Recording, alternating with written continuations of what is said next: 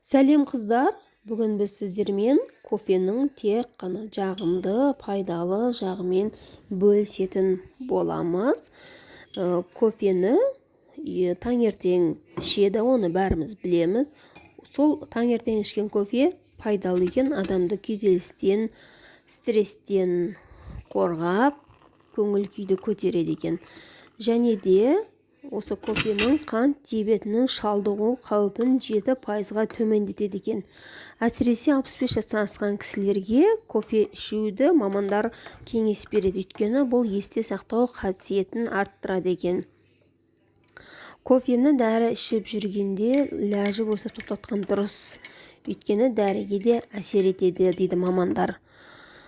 Сондай-ақ кофемен жасару бойынша келетін болсақ, бет күтіміне де өте керемет әсер етеді.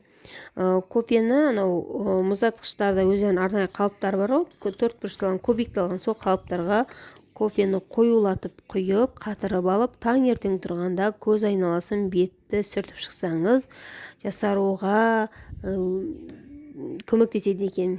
Беттің майда әжімдерін болдырмайды, және тегістейді, сондай-ақ сергітеді.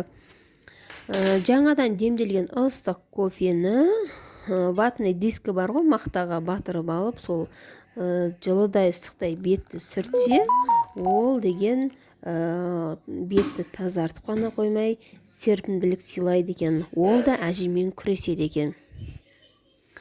Тағы да кофе туралы айта кетсек, шашқа да пайдасы бар.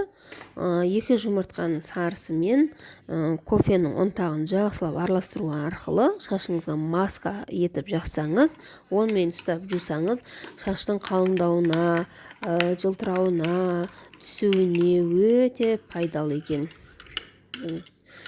Қазір көп адамдарда шаш түсу қаупі бар ғой, соның бәрін алдын алады екен. Сондай-ақ кофемен майонезді араластырып бетке жақсаңыз, кәдімгідей әсер береді екен, әсіресе құрғақ беттерге. Сондықтан да бұл кофемен дос болу қажет екен. Көбінесе қан қысымы жоғарылар кофеге жоламайды, бізге болмайды дейді, ішпей отыра береді.